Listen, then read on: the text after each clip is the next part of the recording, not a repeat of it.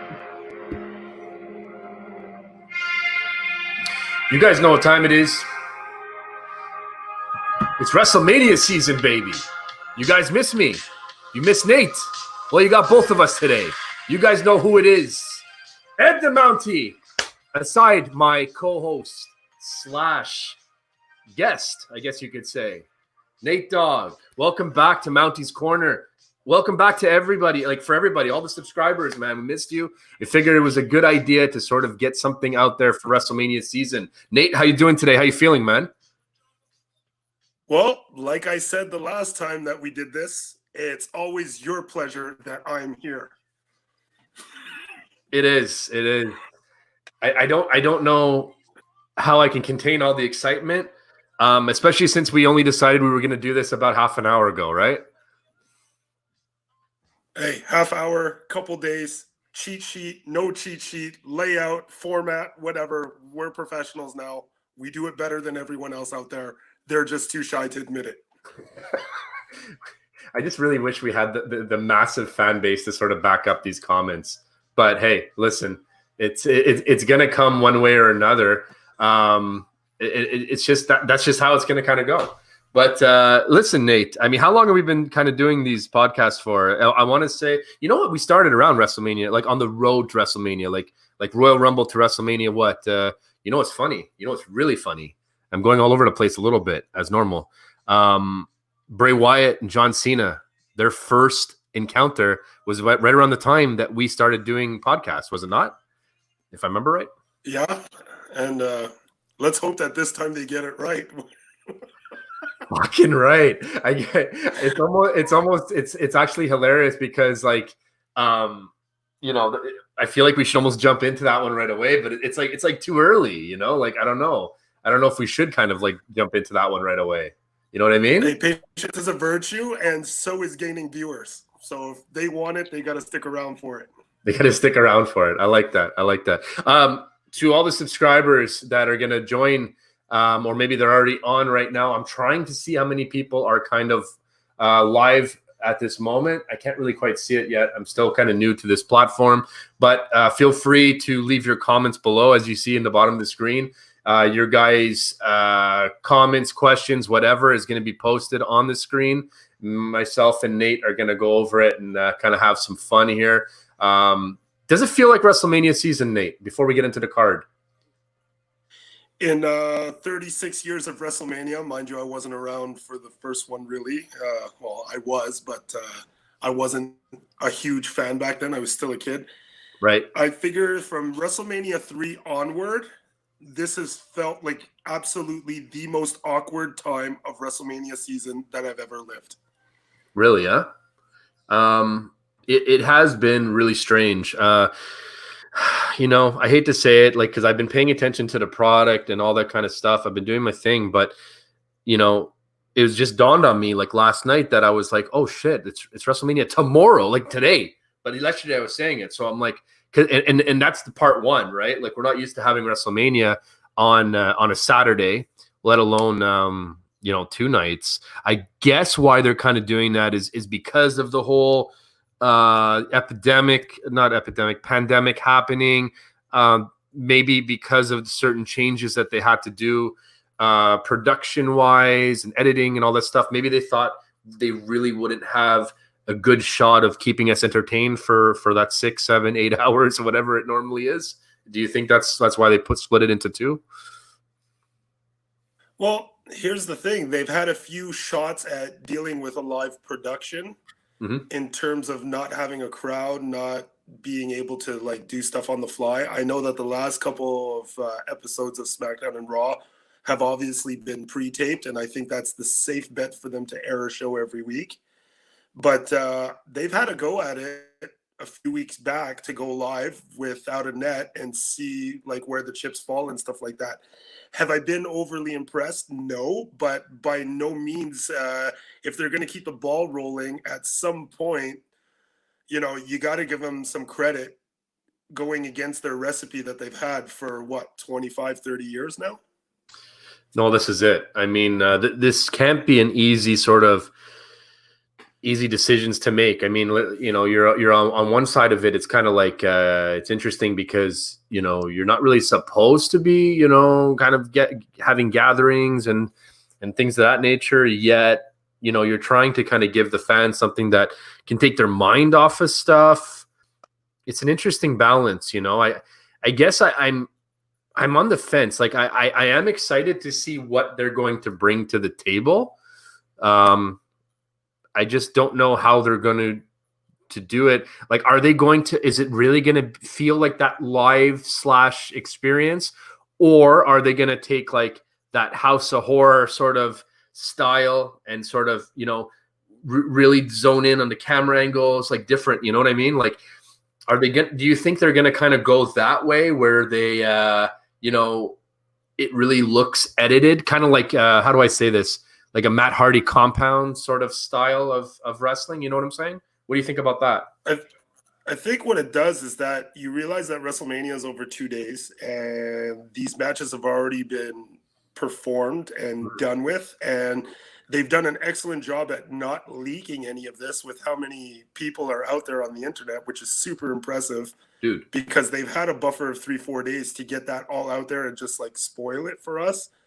So they've done a good job pretty much like, you know, sweeping it under the rug kind of thing and keeping us out of the dark, because the not knowing is actually more enthusiastic for us to want to watch this thing tonight than anything else. Well, that was the biggest thing that I was worried about, was the fact of spoilers. And, you know, because we all knew that, you know, or at least I had a feeling that it was going to be probably pre-taped in order to, you know, maximize its efforts, make sure it's not, because the last thing they need is like a bunch of botches on this show when, you know, it's not already your typical show. You're missing the fans.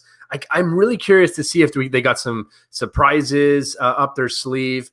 Oh man, like they could kind of do this a lot of sort of different ways, you know. And I'm really I'm excited / a little bit nervous for them. I'm kind of like all over the place, but I do feel that, you know, they could still put a good show on, and whatever they felt did not go over to what their expectations were today, they have, quote unquote, enough time to make whatever sort of adjustments they might have to make in order to make it better, if you will. Now, another thing I wanted to bring up, because you mentioned the spoilers, I think it's really interesting, especially the fact I heard, I don't know how credible this was, but I was, you know, chatting with a couple of guys that, you know, that you and I both know, Kyron, Malik, Everything Pro Wrestling, all those boys. And they mentioned the fact was really good because they said apparently WWE has filmed multiple endings. So apparently the talent doesn't even know which way they're going to go. Now, I find that really interesting, not just from a booking standpoint, but I find it really interesting from a fan standpoint because it eliminates the possibilities of spoilers. Oh, well, you know, Goldberg retained or whatever. Oh, did he? Or maybe they're going to go the other way. So it kind of forces you to sort of, hey, what's going to happen? I kind of enjoyed that, you know? I don't know. Am I alone in that? Hey, you know what? Whatever they can do to keep us guessing before this thing airs tonight, airs on the side of a good thing for them. Right. I mean, they're trying to maximize their viewership from everyone's household to the extremities. Like, it's not like they have 70,000 filling up the arena and they can just take the gate off that. I mean, in terms of their network, like, this is going to either make or break the beginning of next season, which starts Monday going into next year's WrestleMania. So I get it. Like, we turn around as fans and we said, you know what, postpone it, scrap the whole thing, whatever, blah, blah, blah. But the problem is that WrestleMania season is that part where the chapter ends and the following Monday, the new chapter begins. So we start seeing where the company's going in a different direction. Problem is, I think they're going to use some stall tactics over the next couple weeks or whatever the restrictions are. But the anticipation's there. I like the fact that, you know what, if they did shoot multiple endings to sort of not give us the results of things because people can't shut up for like 48 hours and not give us the results. I don't know why. I think that was pretty cool of them to do that, because just the production costs alone, plus the limited staff that you have there, that's a hell of a feat to want to pull off. Well, big time. There's a lot of different work, as you know, and I know from the editing backgrounds that we have when it comes to this kind of stuff. They're obviously on a whole nother level, but they also have a team, right? It wasn't just a one-man show doing it, I don't think. Maybe I'm wrong. But, you know, a lot of work goes into it. So for them to sort of pull those... Hunter, turn up the volume. Turn up the volume, Hunter. Doing what I can, Vince. Listen, we're going to be able to, WrestleMania volume. And, you know, at that point, it's a lot of work for... You know, who knows what could happen. I never really understood the people that want to fucking spoil things to begin with. I don't know, who the fuck goes to a movie and wants to know the ending before going in? You know what I mean? That kind of shit bothers me, because it's like everybody's like, oh, watching Walking Dead. Oh, don't give me no spoilers. But all of a sudden with wrestling, it's like, hey, fucking free range. Just throw in spoilers left, right, and center. And then, what is it? It's like early season for people to bitch about they just can't wait to watch it live to bitch, so they want to get the spoilers in early to bitch. I don't see it. I don't know why people want to, know something before watching it for themselves. I've never been a fan of that. I feel like that's a different story for a different day, but I feel like it's relevant, right? Isn't it? And especially in this case, it's relevant, big time. Think about it. Well, the viewership depends on it, right? There's fans that are really turned off, and there's fans that are really appreciative of the efforts that they've made over the last 3-4 weeks. To me, I've been sort of turned off by it, but at the same time, I love my viewership every Monday night. But I find myself the last few weeks saying, look, it's either going to be Raw or SmackDown. I can't do both, and frankly, I don't need a throwback show of something that I already saw on a pay-per-view 2 months ago, 3 months ago, and so on. I know. It's interesting the way they edit it for TV. Yeah. But, for a guy that's watched as much wrestling as I have, being 40 years old, it's like when you could hear the guys calling it in the ring and stuff like that, because of the arena issue, it's tough to watch sometimes. Well, absolutely. And I wonder if, and I'm not making excuses, but I just wonder if they had to sacrifice the live TV for the last couple of weeks in order to make this WrestleMania even better. Maybe there wasn't enough manpower to kind of, okay, we're going to put a bunch of focus into the build, continue this kind of shit, or maybe something had to give and that focus had to be directed into doing the pre-production for WrestleMania. I wonder if we'll ever find out. I mean, no, there's no I wonder. We will find out why they went this way when they start doing, this would be a really interesting, what do you call it? The WWE 24s, when they talk about the WrestleManias every year, when the behind the scenes stuff and all that kind of stuff. This would be a really interesting one to watch, in my opinion. I'd love to see how McMahon handled this on a personal, professional, all kinds of levels, whatever. And like you said, I mean, I for one, yeah, it wasn't as interesting. AEW is kind of doing their thing on their side and whatever, but it's different, right? They don't have their massive pay-per-view coming up right now, and if they did, do they feel like they would have had enough juice to kind of do the show on the fly and the full show and the other, and to do their pay-per-view? I don't know, right? And I just wonder. I wonder a couple of things, but I guess the answers will unfold. We didn't even touch one match yet, but that's just how interesting that this WrestleMania is. I want to say hi to Melanie. She was the one that actually told us that we should kind of collab on this podcast. So, hey, thanks for joining. Yeah, thanks, Mel. Yeah. Why don't you go read that comment? Appreciate it very much. Look at that comment right there. Can you see that, Nate? I'll let you read it. Nate, you know what? That shouldn't even count as a comment. That should be my bottom third for every time I do an interview. If I go via satellite, that's what it should say at the bottom of the screen every time. I think. Because even if it's not even about wrestling, chances are I've been bitching for weeks. Oh yeah, you do it all the time. I mean, it's okay. You like that. You like to get your opinion out there, and holy shit, man! I think you should just blow up your YouTube channel already. Like, meaning like everything that you want to put on Facebook to bitch about wrestling. If I were you, I would just, whatever the thought is, just do like a selfie video and upload it. Every single one. You can have like 5-6 posts a night. So what? You think that I should have like Yes. a YouTube fan reaction page for every time I get pissed off about Totally. something? Just use the 5-minute I don't promo. think YouTube has a server big enough. You're gonna to be perfectly you're gonna honest. look. You change the name of the YouTube channel. Instead of 5-minute promo, it's 5-second promo, and that's it. 5 seconds post, boom, put it up there, and then just see what people write. I think it's a great idea. You've known me for years, man. How many times do you think it's going to get me only 5 seconds to get out what I need to say? Very true. That's very true. Yeah. So keep it 5-minute promo. And even then, you might have to do some extra overtime. So let's get into a little bit to the card. I'm sure there's other things that are going to come up as we're sort of going over. They didn't tell us like what's going on tonight, right? Did they? Did they say like, hey, these matches are on this night? No, I don't think they did that. No, you're looking at 12 matches over 2 nights, but we don't know which ones are on which night. Well, here's the thing. I have 18, and I think that's all. Like, really? I do. I have 18. Maybe they added a couple more, or maybe So you got the show laid out there for you as well. I only got 2 pre-show matches. That's the interesting thing.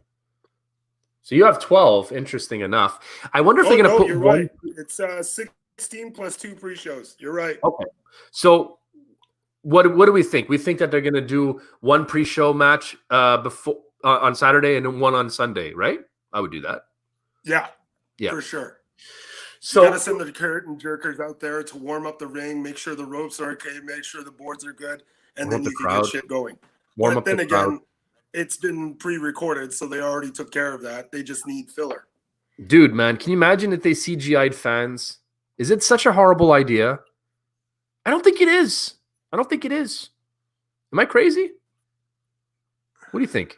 You're not down with the CGI fans and the fake noises. I'm not down with the CGI fan thing. Like, for me, if they really wanted to get me to like tune in and get me like without this crowd and stuff like that, just tell me that you're not doing it at the Performance Center. Tell them that going forward, all WWE productions are from parts unknown. Hey, that could work actually. Drew Gulak versus Cesaro. First pre-show match. What do you got? I'm going with Cesaro. I didn't let you talk. Gulak's been getting some TV time, man. Bro, because Cesaro needs something, for God's sake. And he usually gets somewhat lucky around WrestleMania. He won that Battle Royal. Oh, sorry, the Under the Giant Battle Royal once. Actually, I don't know. I think that's the only thing I can remember him doing that was memorable. I feel like he needs a win here. It's just a singles match. I don't think there's anything at stake. But I've been liking what Drew Gulak's doing. I like his new look, by the way. He looks great. Is it just me? Looks good. No, I don't know. I don't know who tweaked it, but it works. It works. I like it. It works. I didn't like his like JBL sort of look before. It just it didn't really work for me. I don't know. But hey, it was a little bit cookie cutter. I like this one better. I like the whole shoot style, no nonsense. Oh shit, there's man! something about it that's very intriguing, very Bret Hart, less charisma, a little bit Chris Benoit, even though we shouldn't be saying that. But well, look, that kind of we can get away with it because Dark Side of the Ring covered it. So I feel like there's like a 2-week window where you could say his name again or something. You know, I don't know. But that's just how I feel. CB. Okay, so I don't know. I'm going with Cesaro. You said you might be going with Gulak, or what do you got? Well, because they've had him attached to Daniel Bryan's shoulder and giving him that TV time, I just see like the investments there in Gulak. Yeah, you're right. You're right. I think it's gonna be a good match though for a pre-show. That's gonna be a great match. Fuck yeah! It might actually be a potential show stealer. That's how good this match may be. I'm not gonna put it past you. I was gonna say the same thing. This reminds me of like Cesaro versus Sami Zayn. You know what I mean? Like this is going to be up there, man. Drew Gulak, honestly, that was one of the most memorable matches on was it Royal Rumble or was it Elimination Chamber? It was Elimination Chamber, maybe, when he was against Daniel Bryan. Chamber. Fuck, that was a good match. Oh, I loved it. For the first time in a while, I could say that I was actually glued to the tube. And I think that this match is going to be like one of those. Hopefully. We'll see. So it's tough. I want to say Cesaro, but you're probably right on Gulak. We'll see what happens. Second pre-show, I care a little bit less about it. Natalya versus Liv Morgan. I don't know. I mean, I feel like you got to give Liv Morgan this win. It's just like, like she hasn't really had much going on since her return, which is unfortunate. It might come across as predetermined or laid out between us, but we did not have a conversation before we hit the airwaves. We just said what's up and then hit record. Yeah. I'm inclined to want to give this one to Natalya, to be honest. Explain. I just don't see where they're going with the Liv Morgan thing. Like, it just seems like 2 weeks it's up and then it dies, and then 2 weeks it's up and then it dies, and it's like she's like in gimmick purgatory. She's got a great look, but outside of that, she's got nothing else going for her. There's no heavy momentum. They're booking her in mediocre, okay matches. It's just she's doing enough to fly just under the radar. And it's just like, if you're seeing that next up-and-comer out of that crop, right now it's got to be, what's her face? The one that's going against Bailey. Christ. Tonight? Lacey Evans? No, the one going at Bailey's in like a five superstar. Yeah. Well, obviously, you know who they're putting that title on, right? I want to talk about that one. Maybe we can cover that one next, actually. So since I leaned into it. That's how we roll, buddy. That's fucking I like it. That's how we roll, though. We the awesome transition. Bailey, who's the champion, versus Lacey Evans versus Naomi versus Sasha Banks versus Tamina. To me, there are two winners in this match. Like, not two, like, you know what I mean? Two people that could possibly win this, in my opinion. A lot of people are going with Sasha Banks. I feel like going with Lacey Evans. What do you got? Oh, of course. This is where we're going to agree on it. Lacey Evans is where the WWE is for at least the next 6 to 8. You can clearly see everything they're doing. Mm-hmm. And I feel like it's going to Tamina. It's and I feel the unfortunate thing here is this could backfire big time. Not from a booking standpoint or any of that stuff. I just feel like there's going to be some fans that are just they're going to look at this the wrong way. Do you understand what I'm saying? One thing that I will call in this match out of it, now that I look at the card, I have a feeling like Sasha's been watching Bailey's back. Something's going to happen there. And then Sasha's going to be the reason that Bailey loses her title. Might as well. It's an elimination match, right? Yeah. So I think that they're going to go in the direction of that story to start, once in a lifetime, like The Rock versus Cena. They're going to go like a whole year leading up to Bailey versus Sasha. And do it properly this time. Like really, really, really properly. Oh, they got time. They got time, bro. They got time. Yeah. They got time with Sasha Banks too. And I think a lot of people are forgetting that. She's young.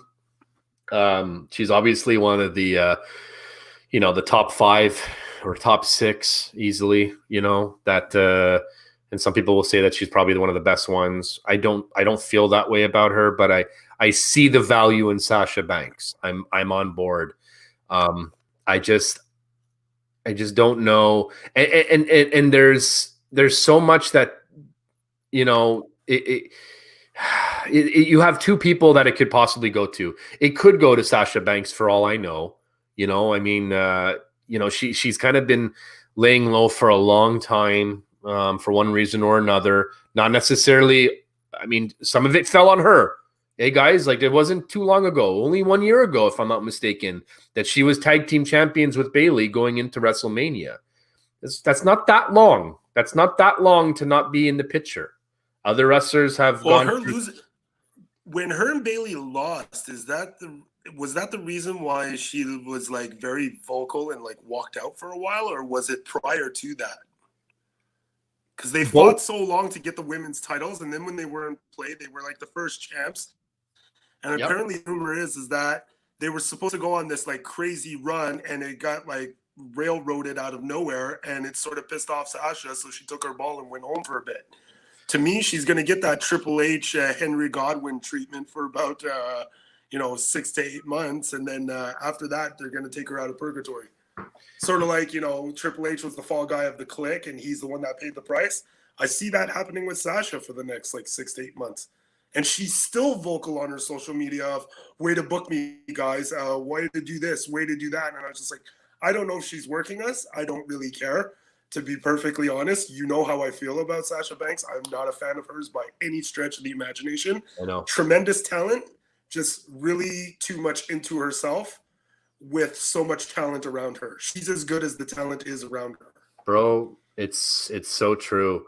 And I just feel like, if she would just tweak a few things, it's one thing to be to be your character on Twitter. I'm fine with that once in a while, obviously, like people do that, but there's a way kind of how you do it. That's not calling out the people that, sign your paychecks and shit is just like, okay, like I don't really see the benefit there, and I don't see the end game going really well for you other than like, hey, Sasha, I want to talk to you in the office again. Like I can see that kind of happening. I don't know. I think they're going to go Lacey Evans. I feel like there's going to be a lot of fans that they're not going to like that for obvious reasons. I don't really love it, but it's a touchy topic. So I don't want to dive too much into it, but like, they're probably going to play the race card on it is what I'm trying to say. I don't even like saying that on my channel because I love everyone. I think everybody kind of knows that. I can kind of see it going that way, and only because I've seen it happen before. So I'm hoping that that everything kind of works out to Sasha's highest favor, everybody else's regards also. And it's a good program with Bayley that, she's going to kind of go into. And then, if you want, you can build her up because you could probably do a face Sasha Banks from this, she could take the loss tonight against Bayley. You could really make her like an awesome face because Bayley's been doing pretty well as a heel, in my opinion. So, you can have like a face Sasha Banks and then she could take out Bayley in a long stretched out feud like you talked about. And then you could even have her dethrone Lacey by like next year's WrestleMania or maybe somewhere in between, depending on all this kind of stuff and how everything kind of runs out. I don't know. I'm curious to see how it's going to go. I hope that people give it a chance. Like you said, just kind of give it a chance and see where it kind of goes. What do you think? Well, for me, you got to let it ride and see where they're going with this. And I think that going back to the idea that you said before, doing like a face turn Sanks, if they can get us to sympathize with that, like a 180 where we're like, wow, that's not cool what they did to her. Kudos to WWE to pull that off, like especially with the circumstances that they have to deal with. I think it's not a bad pick. I mean, they can even take a page out of Becky Lynch's book on how that happened and how like badass that was. Sasha Banks could possibly pull that off a little bit, but unfortunately she becomes a little cringe after like a week or 2 weeks with that I'm the boss bullshit. And like, we'll see. Look, I want to say hi to Everything Pro Wrestling. Also, he's popped in the chat here. He's commenting. We got some people joining us here that are kind of coming in and out. So what's going on, Conrad? Hope you're doing good, buddy. Let's see what he's telling you. Ooh, really? Huh? I don't know about that. He's saying Sasha over Charlotte. That's it. This is over. That's it. I'm fucking walking out, Conrad. You pissed me off. It's done. What do we got here?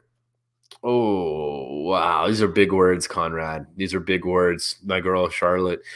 You know what? Fuck it. Let's talk about Charlotte. You know, Conrad helped transition into the next match. Let's talk about it a little bit.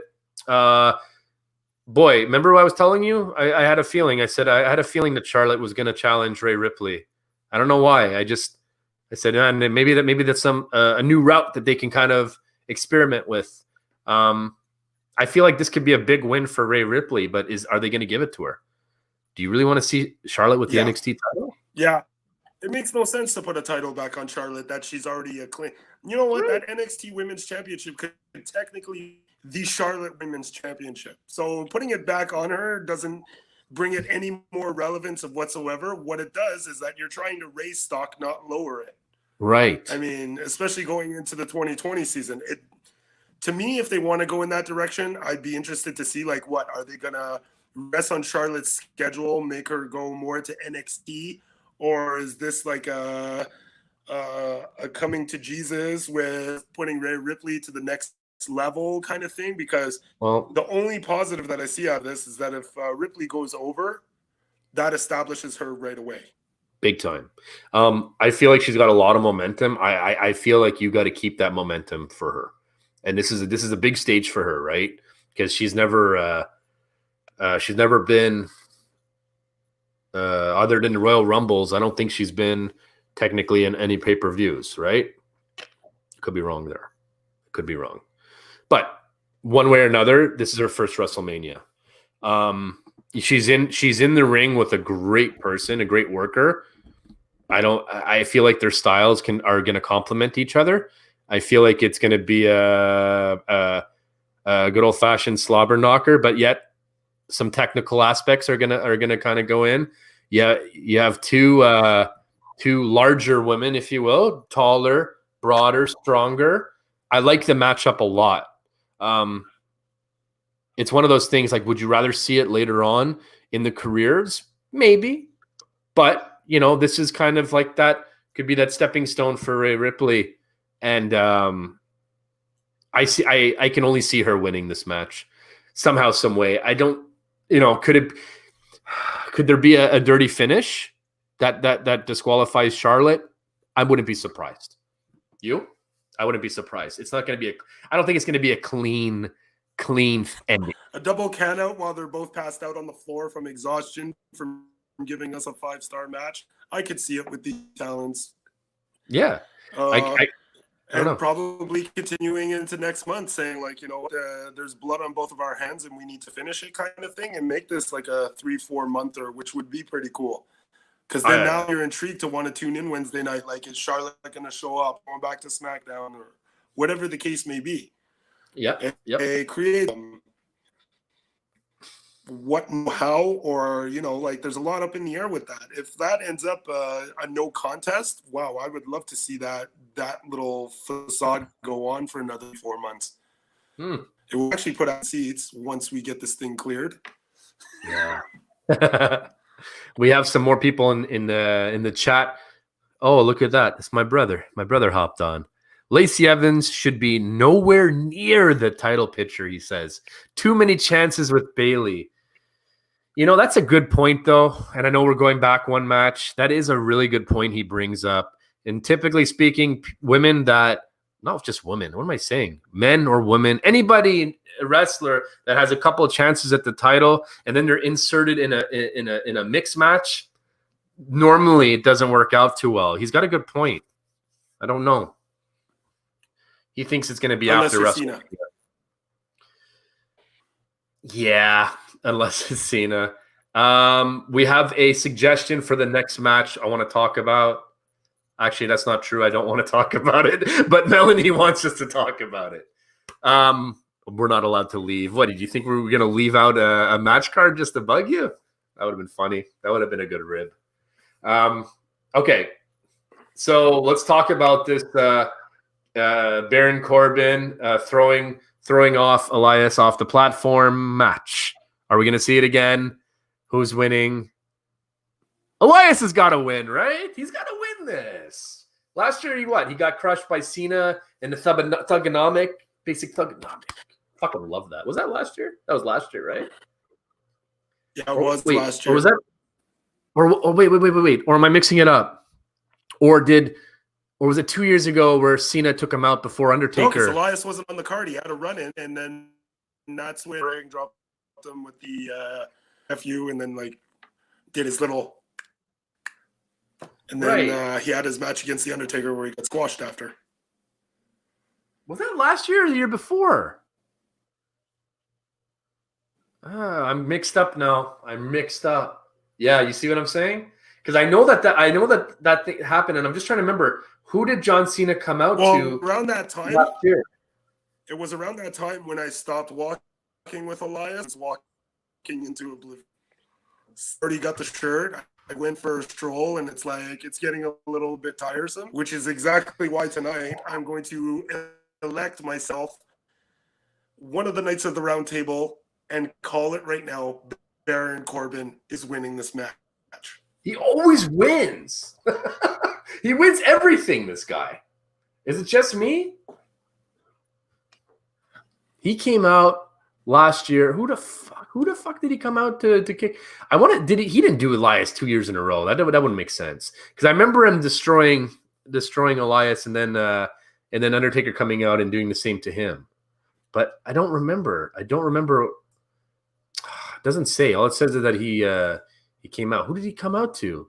If somebody in the comments, please, for the love of God, tell us who Dr. Thuggen. Oh, no. You're right. He interrupted Elias. Yeah, there's no way Undertaker, he must have done it 2 years in a row. Anyways. I'm going against you this time, buddy. If it ain't broke, don't try to fix it. Probably not. I'm going to go against you this time. I'm going with Elias. Mm-hmm.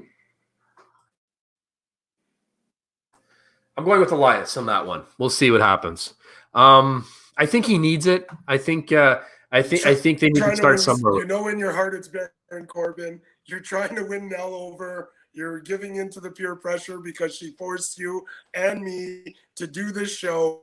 I'm not giving into Melanie for the better part of a decade. When we were going to tonight, step my ground. It's Baron Corbin, and you're gonna have to eat it. Well, you heard it from him. I tried to be the nice guy, the good cop on this. I typically always am the good cop when it comes to both of us on the podcast, but fuck it. You know what? You're probably right, but I'm still going with Elias. I think there's going to be a little bit there, man. I think he's got a good chance. That's a good. I don't. Probably not. Even Rick says, "Look, nope. Corbin wins." Oh boy. Once again, no way you've been forcing Corbin. The real mount comes out the way that it should be. Thank you.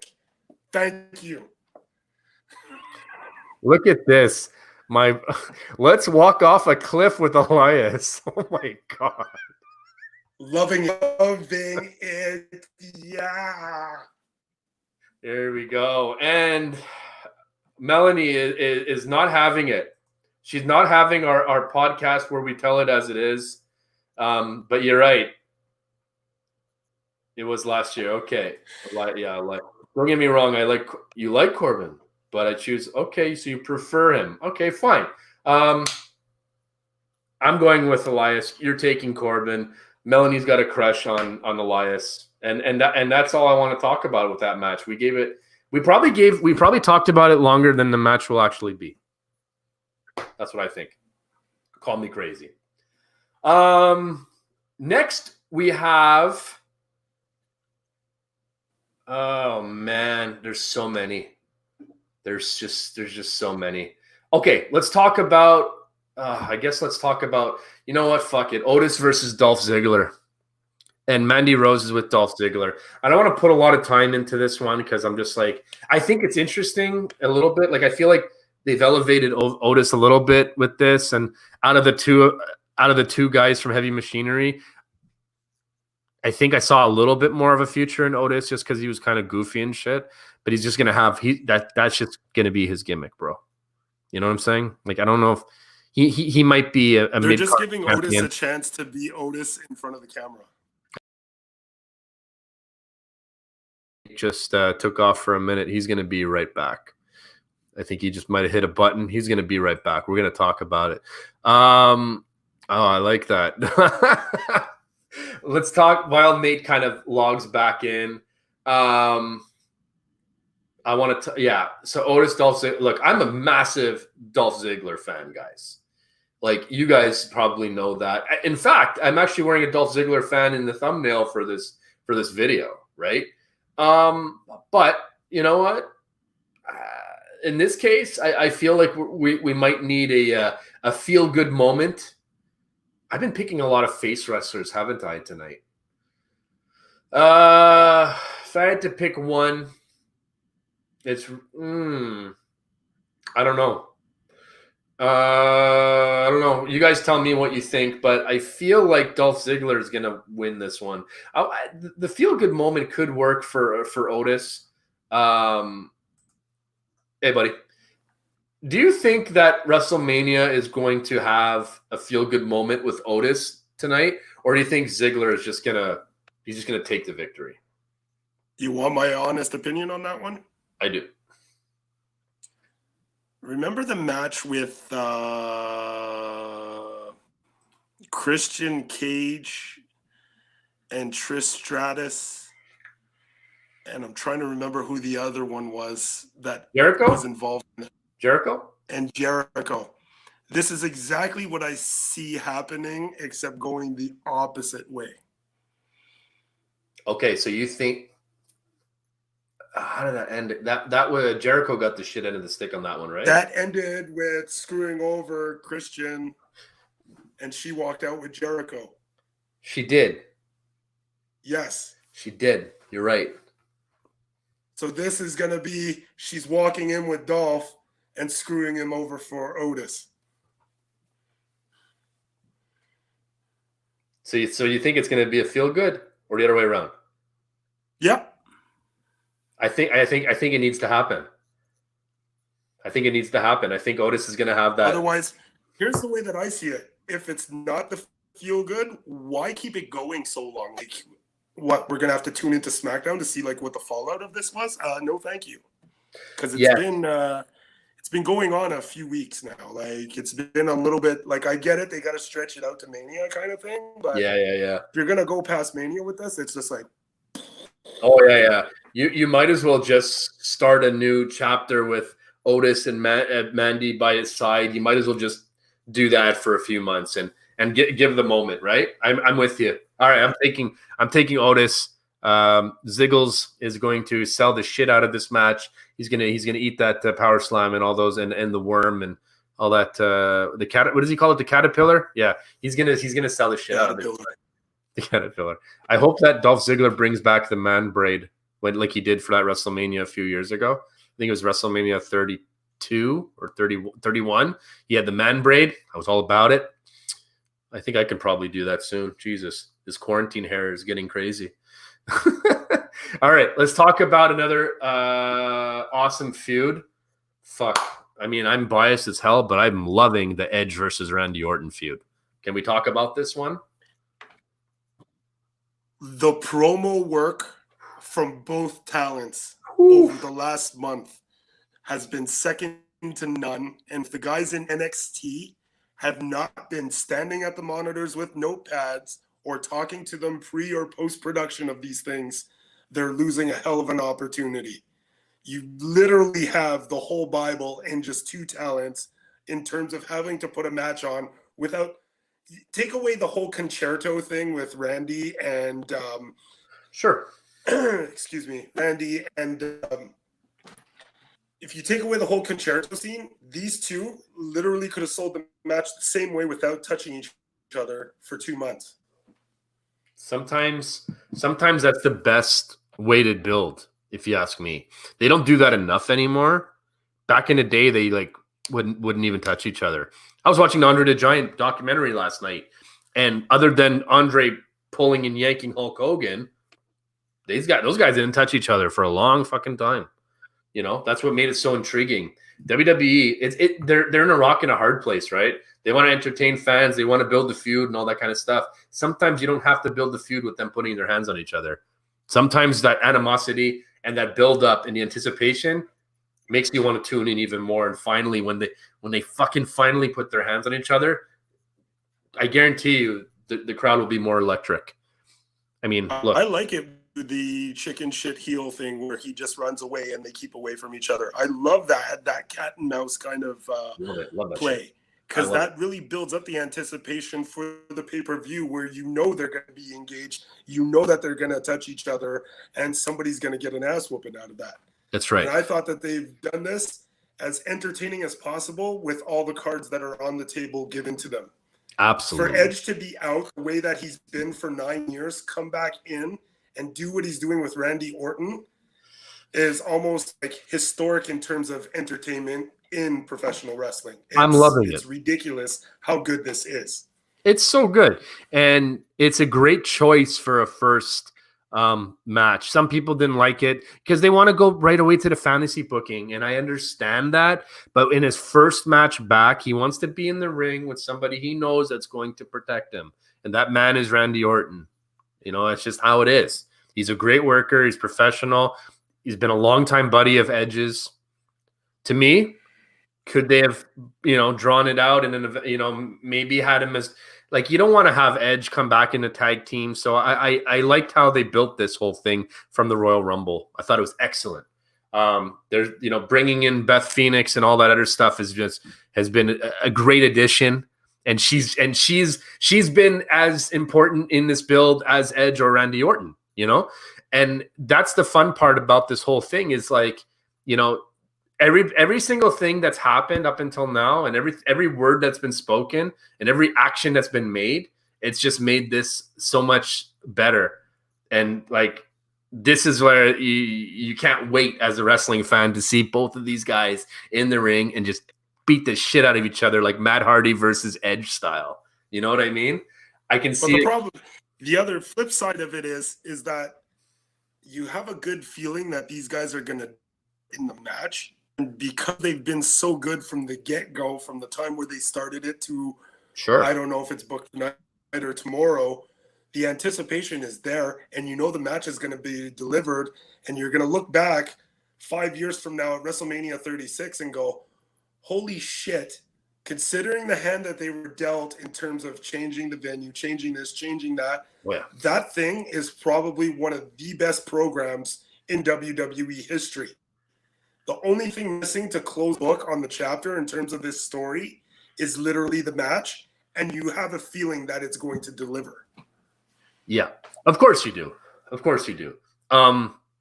I feel like, Edge is the type of guy that, a proud Canadian, call it what you want. I think he's ready. I don't know. I just have this good feeling like he's going to be fine. He looked really good at the Royal Rumble.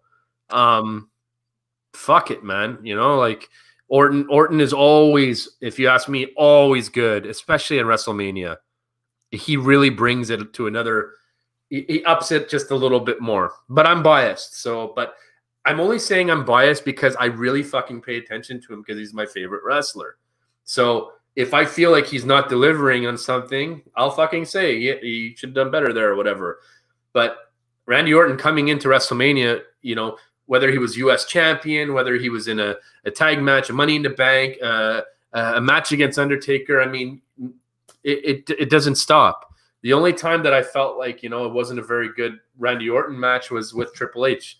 After that amazing feud, I was like, okay, whatever. But even that, I didn't think it was that bad. I think it was just, I don't know. I felt like, and that's a different situation, a different conversation for another podcast. But whatever. I think Randy Orton and Edge, when everything's said and done, we're gonna look back and say, wow, that was that ass kicking match that we needed in WrestleMania.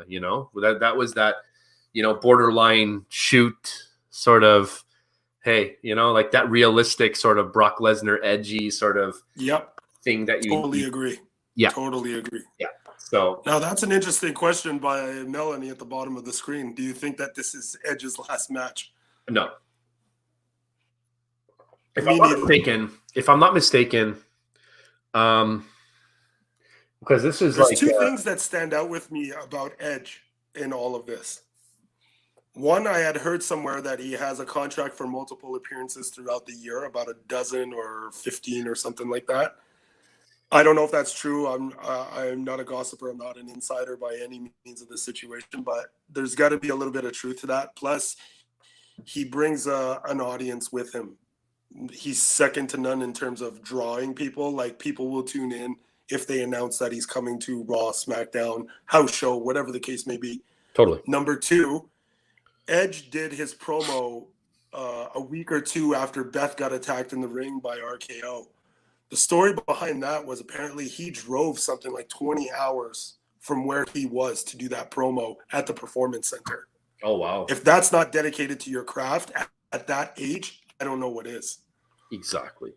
And that's what I mean. Like, if he takes that as serious, and just imagine what he's been doing on the other levels of the in-ring, and putting in that time with Orton to make sure that this is going to be something that the fans really want to see. I mean, you have to, right? Especially he's been away for so long. He doesn't want to look back and say, "Fuck, that one sucked."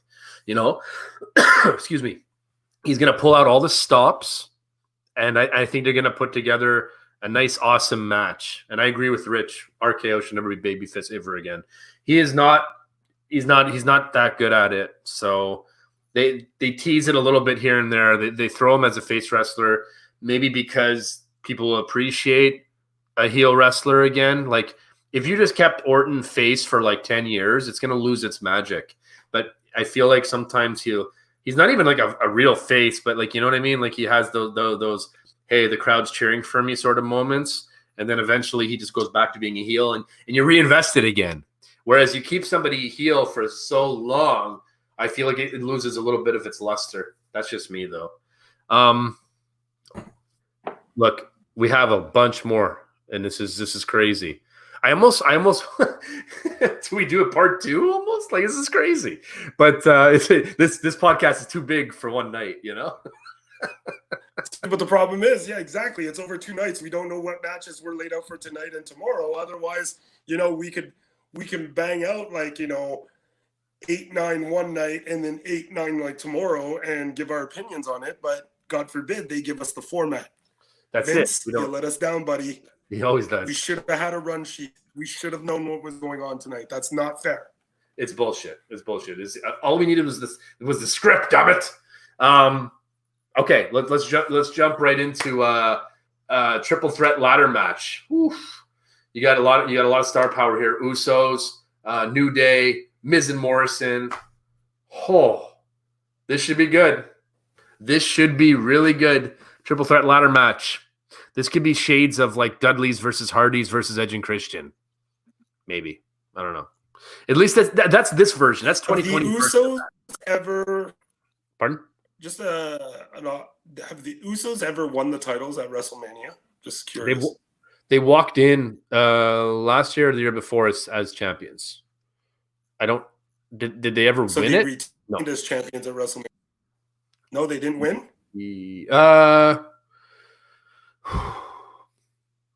New Day's a zero factor in this. They're not winning the tag titles. I just don't see Kofi going from WWE champion to tag team champion on SmackDown in less than a calendar year. Like, that doesn't make sense to me, unless they want to push him tremendously for something that, he was a great ambassador at the beginning of 2019, if you ask me. Absolutely. I got a question, though. Isn't the Miz not scheduled to be there because of the coronavirus? If I remember right, he was one of the names. Unless he got cleared, I know there was a short list of people that were a big deal because of the coronavirus. Like, Lashley just got cleared last week, and that's why he has a match. Otherwise, they were gonna write him off the show. So I don't know. Look, we don't have to go too much into this match. We know it's going to be fucking amazing. The triple threat ladder match. We know it's going to be good. Who's going to win? I'm a sucker for Miz, so Miz and Morrison retain. I'm down. Sorry. I'm in. I think that the other guys have had moments. and I feel like Morrison coming back, The Miz, I could see them having retaining here. I don't see a new champion for the tag team straps on SmackDown. Speaking of tag team match, let's go right into the Raw one. Street Profits. I'm really digging them. Who doesn't though, right? Versus Austin Theory. By the way, these two guys, man, they got a fucking bright future. Yeah, Austin Theory and Angel Garza. Angel Garza, I've been really down with his stuff from NXT. I forget who he was against in the match, but it really opened my eyes to him. Probably Rey Mysterio. It was for the fucking the title. It's been the four Mexican guys against each other every week, different combinations of it for the last month and a half. Pretty much. And I get it. They need filler for the empty arena matches and stuff like that. But it's always been like Humberto versus this, Garza versus Mysterio. And they've mixed and matched the four guys over the last 6 weeks, to be perfectly honest. Yeah. No, you're absolutely right. He won. Oh, come on. How is this not on Wikipedia? Personally, if they want to pigeonhole the tag titles, give it to Garza and what's his face. If you really want to go on a certain run and establish your tag team division again, you keep it on the splits. Either way, it doesn't hurt, it doesn't raise, and it doesn't lower the status of the tag titles. It just keeps them in tag title purgatory, to be perfectly honest. Yeah, no, it's true. That's very true. I don't know. It's a tough one. I'm going to go with Street Profits. I think that they have that energy that WrestleMania needs, you know?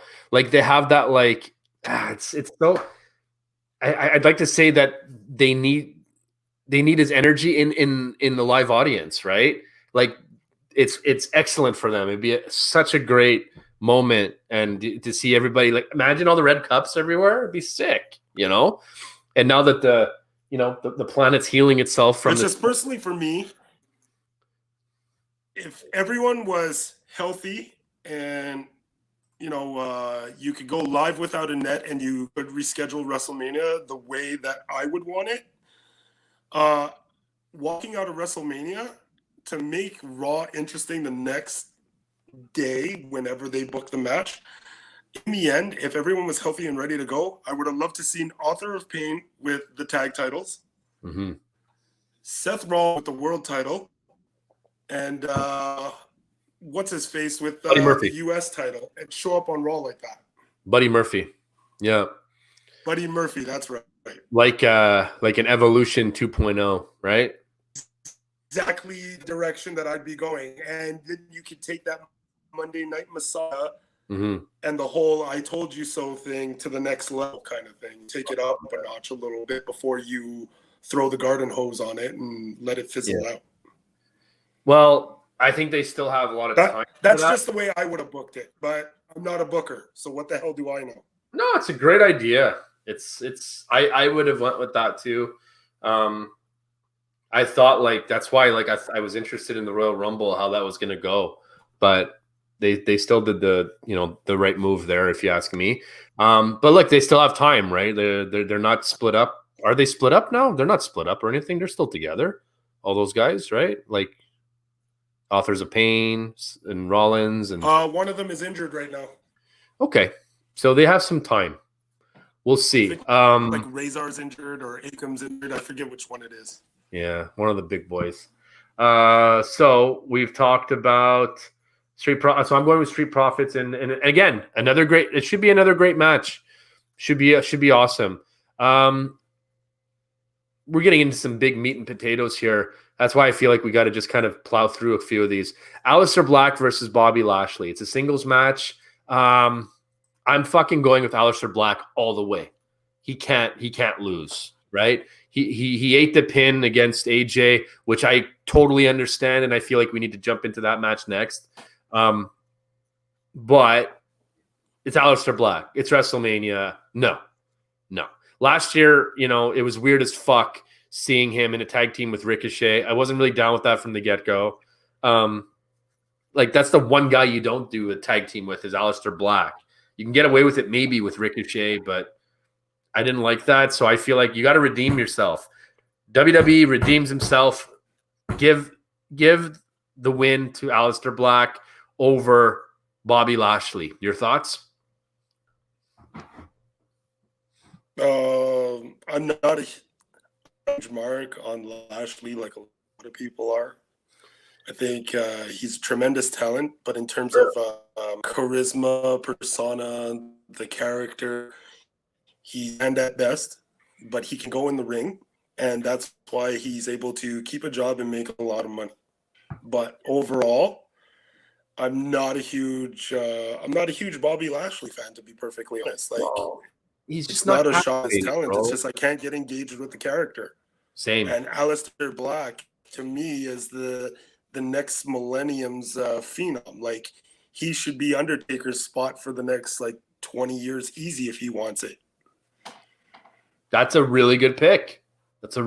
Who else are you going to kind of use, right? And I agree with you. Bobby Lashley, he lacks being captivating. He doesn't have, not for lack of trying. I always impressive to look at, impressive to sort of see in a match, Again, I'm with you on that. Aleister Black goes over. Hopefully they start something there. I'm with you on that. Sami Zayn with Cesaro and Shinsuke Nakamura. I forgot about that, but it's not a 3-on-1 like we saw that before. But so we have Drew Gulak with Daniel Bryan, and then we have Sami Zayn with Cesaro and Shinsuke. I'm going with Sami Zayn. I feel like it's been a long time coming for him. You and I, both know from Montreal. We love him. This is his time. He's done great. Fuck it. Run with it. You make him IC champion for a while. I like it. Yeah, well, they put that title in purgatory as well, and you know what? I'm okay with it staying on Sami. Nothing for any of you. Mm-hmm. So yeah, being a Montreal boys and we stick with our own, it stays on Sami. And if they don't like it, then tough shit. They can come and challenge me for it. How's that sound? That's amazing. Oh shit! I forgot to talk about AJ Styles versus Undertaker. This is a big dog match here. This is a big dog. We're seeing shades of American Badass, but he's referencing Undertaker. He's like a fucking hybrid Undertaker / badass, under badass, the American Taker. No, American Taker. American Taker ass. I love American Badass Taker. We've talked about this in the past before, how I've wanted it to come back for a little while now. This is not the time to do it. Just because I can only and stuff and segments, stuff like that, but it gets a little tiresome being at my age right now and seeing his debut to where he is now and stuff like that. Right. I like the way they sent him off a few years back, and I was okay with him which one? Something over in Saudi Arabia from time to time. I get why he's a special attraction for WrestleMania. The problem is that they haven't given enough time to just throw out a new name, like a boneyard match and stuff like that. It sounds very cookie cutter, but it's I'm not going to rag on the match. It's, I don't see Undertaker losing any more matches WrestleMania unless he has a high level of respect for the talent that he's in the ring against. I mean, this is, if I'm not mistaken, he wanted to handpick this opponent, so it could go either way. And I'm okay with AJ winning this match on one can. Because cool into the mix in the storyline and stuff like that, I would love to see him be arrogant and throw it in her face after he gets backstage. But I want that on feed during WrestleMania. Just to take it to that whole nother level for another payoff in a month. I think he should kiss her also. No? Go old school and try to kiss the wife? Oh, but she's not a typical wife, right? I would avoid that, especially with she's a wrestler. This whole, So it's true. These are the things you have to kind of take into consideration. This is a hard one, bro. This is a really, really hard one because I'm with you. We can't keep seeing Undertaker lose. I mean, can we? I don't know. I mean, how many more matches does this guy have? Like, I'm just curious. Does Taker have like a list of guys that he wants to face from here on out? And these are the matches that he wants like 2 times a year or game here? Because yes, here's the thing. AJ Styles is phenomenal. He's over like Rover. But having a win on The Undertaker at WrestleMania would really, really help his portfolio, to be perfectly honest. Oh, yeah. 100%. Like, that's a real... Do you know what I mean? Like, to go from, like, the big, the arena, that's, like, a huge, like, promotion. It really is. I don't know. No pressure. I just want to see. Okay, we're live. Okay. It's coming. Don't worry. No, we're live, pal. We're live, pal. Sorry, can we do this over? No, we're live. No, we're live, pal. If there's any truth to what's going to go down. God damn it, Billy. And your t-shirts are too small too, Billy.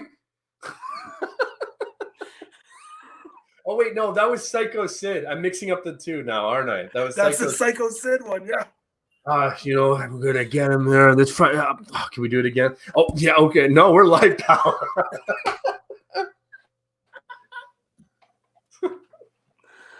Your t-shirts are too small too, Billy. Sorry, I love that one with Lex Luger. I love that. Super Saturday. What the hell's it called? Super Saturday? That's what this is tonight. This is Super Saturday.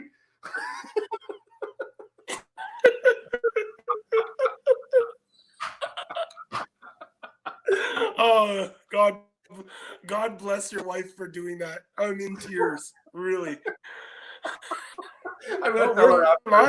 This was the best fucking part of the whole podcast, I think I'm going to take a clip of it and put it on fucking Facebook afterwards. Oh, jeez. Let's have a look. Okay, let's move on here. Okay, check this out, right? So, oh, man, I don't know. Undertaker. Okay, I'm going to go with Undertaker winning. Fuck it. Like, it's a boneyard match. It doesn't seem like Undertaker's going to quit anytime soon. I can't believe I'm still saying that. Good for him. The safe bet's Taker. I mean, it's Taker's match. I mean, it doesn't make sense. Unless the two ass clowns get involved, it's Taker's match. Like, I feel like honest. Yes, I agree. And I feel like, spoilers and everything would have kind of hinted like that this would be Undertaker's last match. I don't fucking know. I'm going with Undertaker winning. It's a boneyard match. Sorry, Styles. I hope you give it a fair shot. Maybe it looks like he's about to win, and then the fucking hand comes out, like hand comes out fucking through the grave. You know what I'm saying? I can see them doing something like that. You feel me? You know what I mean? Where it comes out through the whatever, some shit like that, some eerie crap. I'm looking forward to it. Not going to lie. Let's talk. This is a good question by Melanie. Since we're speaking of kind of gimmick matches, things like that, I want to talk about the Firefly Funhouse match. Real quick, John Cena, The Fiend. Woof! This had a nice build. Did you watch SmackDown last night? Did you see the ending? No. You didn't? Ooh. So you don't know what happened? Yeah, you did. You didn't watch it? No. Bray is going to win. It's clear as day. Yes. Finally, right? Like they have to, right? They have to. Well, it's clear. It's written clear as day. Like, what is a Funhouse match? So, I'm really looking forward. I don't care what the the Firefly Funhouse match are. If it's gimmick to, then the hell would Cena go over only to take another 4 months off? You know what I mean? Like, yeah. It's not logical. to mention they have that history. I I thought it was interesting how John Cena brought that up last night. He says, I'm going to finish what I started 6 years ago. I was like, whoo, okay. I was like, all right, Cena. Okay. I see you out there. So the fact that he said that gives me more reassurance that the Fiend's going to win. He has to. You know, you can't. I'm going to keep this short and sweet. You cannot have the Fiend lose to Goldberg and then lose to fucking John Cena. So what? He's only able to beat people on the main roster, and these fucking legends come back and no. Do not do that to Bray Wyatt's character. They already fucked him with this. He shouldn't even be in this situation. I've talked about this before. But the way I see it is that WWE pigeonholed themselves into it by doing that, because the match that they want is not the match that they're going to get anyway. So to me, that's karma. They knew what they did there, and they knew that it was, to me, they're getting what they're just due. Like, really good point, Nate. Maybe Bray Wyatt and COVID-19 are in cahoots with each other. That's really dark and twisted, like the Fiend. So it's very, very, very possible, but no, it's not. I think it's interesting. I think it's interesting that you brought that up. Like it came back to fucking bite him in the ass, like you said, right? So the Fiend's over, and they're not getting the match they wanted, which is AKA Goldberg versus Roman Reigns. Ain't happening. Instead, you have Braun Strowman coming in. By the way, Goldberg's winning this. You?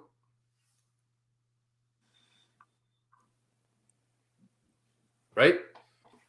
Yeah. Do you care? The fact that they've built this whole match only to have it backfire in the end is...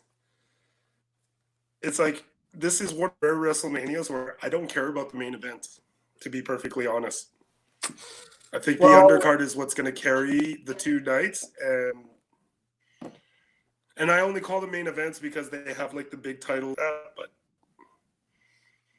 okay, so Braun Strowman kind of, he's in a tough spot here, man. Like if he loses to Goldberg, people will not be happy because now Goldberg's, beat fucking Fiend and Lesnar once and Strowman. Like, I get it. And at the same time, if he does win, well, what's he going to do? Really, he's a placeholder for when Roman comes back. We all know it.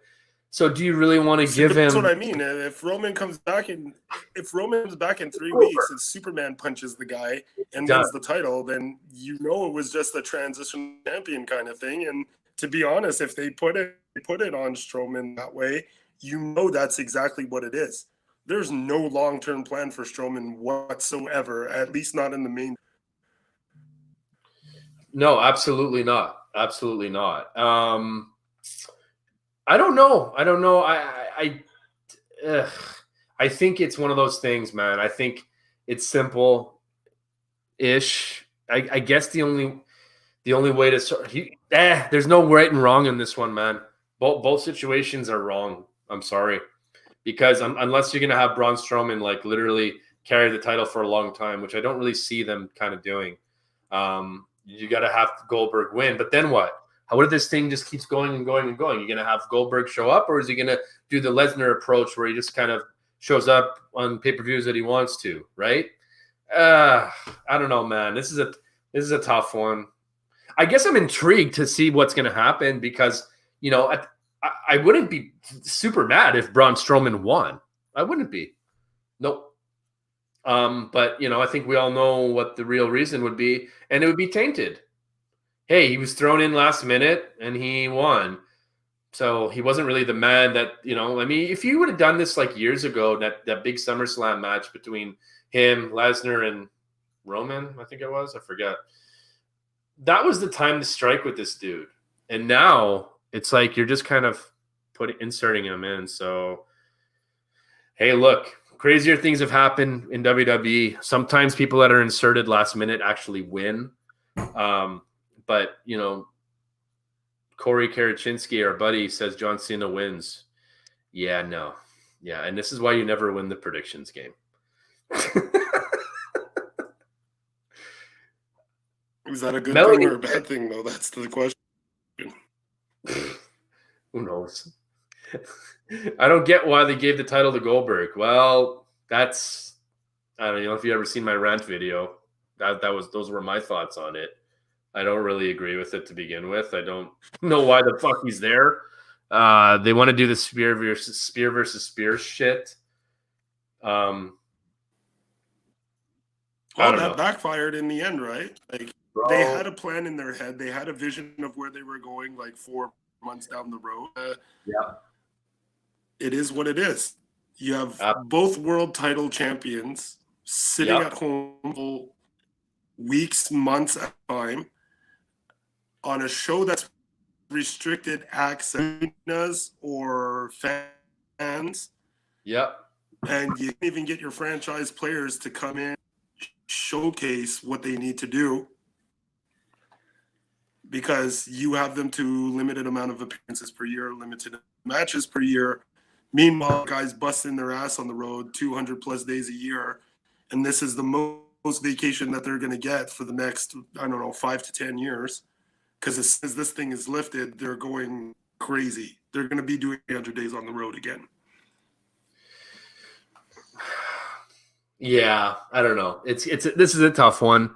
But look, at the end of the day, bro, I'm looking forward to it because I don't really know, I guess, which way they're going to go. And unpredictability is a big factor in wrestling, which makes it a lot more fun to watch, right? But maybe some people think this is predictable, that it's just going to be Goldberg and he's going to hang on to it and it's going to be a shit show. I see them going that way because there's too much uncertainty and they just needed to fill a heavyweight title match feel to it. And obviously Braun Strowman kind of fits that mold because of his look, his character, very strong. I feel bad for him if he loses it, I feel bad for his character. I feel like if that does happen, the only saving grace is you have to do something a little bit different somehow, some way with Braun Strowman. Maybe make him a heel again and figure it all out from there. That's what I would do. Let's go. We're almost done here. Kevin Owens versus the Monday Night Messiah singles match. I'm going to play the bias here. I'm going Kevin Owens. Montreal boys, we're sticking together, man. I'm sorry, but... Well, you know what? I think I might have to agree with you because Seth Rollins never retweeted my Seth Rollins skit. I'm not very happy with him. I'm not. How do you not retweet that skit? I gave a fucking curb stomp to a shovel. A shovel! And if you guys don't know what that is, you guys need to basically watch it and retweet it and send it to Seth Rollins over and over and over and over again so it gives him something to watch as he takes the L from Kevin Owens tonight. Hashtag, I can't believe you didn't retweet this. Fuck yeah. Check out MOUNTIE'S Corners videos. Go through the history. Find the Seth Rollins one. Tag it Rollins. Hashtag, I can't believe you didn't retweet. Do it. Do it. Do it. Right, hang on a second. We're going to put this in the chat right here. I can't believe you didn't. Guys, help me out here, okay? Put this in. This is excellent right here. It's going to look like this. I can't believe you didn't retweet. I like it. No, Kevin Owens, bro, he's been doing great shit, man. He's pulling off the face. Did you really put the apostrophe T and didn't retweet?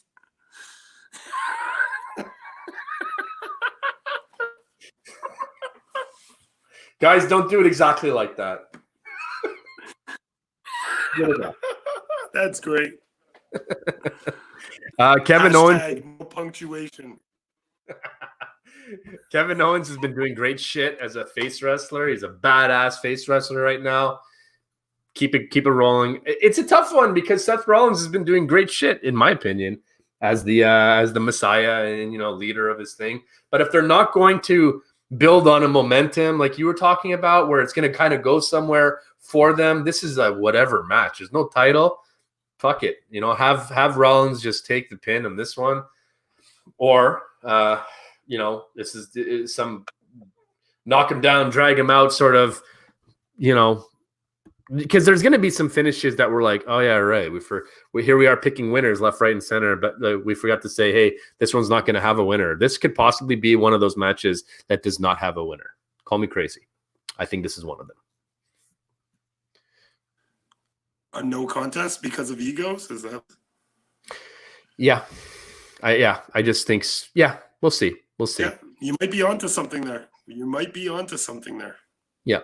And it's only because there's still momentum for Rollins. Like, this has to go somewhere. He's not just a regular, mid-carder. He is a main event in a mid-carder spot.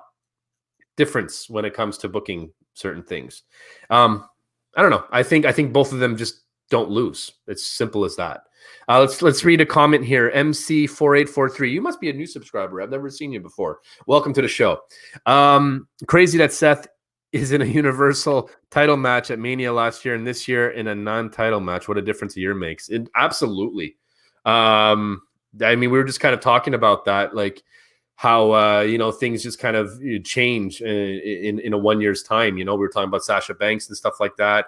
And then how she was like tag team champions with Bayley, and then she coming back in, and people think that, she needs to have that title. But really it's, on one side of it, a year, a lot can happen for a good or bad reason. And this is another one of those cases where, you can kind of look at it from a bad standpoint. But, he's not exactly, he's with a good face wrestler. This is a good match right here. This is a good match for Rollins if he's not going to be in the title picture. I can't really explain it into words, but I think, Nate, you might know where I'm kind of going with that, where it's just it's not your, I still care about it. Even though there's no title. I still want to see it. I don't think there's a huge relevance in having a belt in play with this, because no one's looking to this character right now is trying to be leader by force and is trying to want to take that position. He's just trying to take a guard against that position, saying like, what makes you qualified to make you want to be that locker room leader?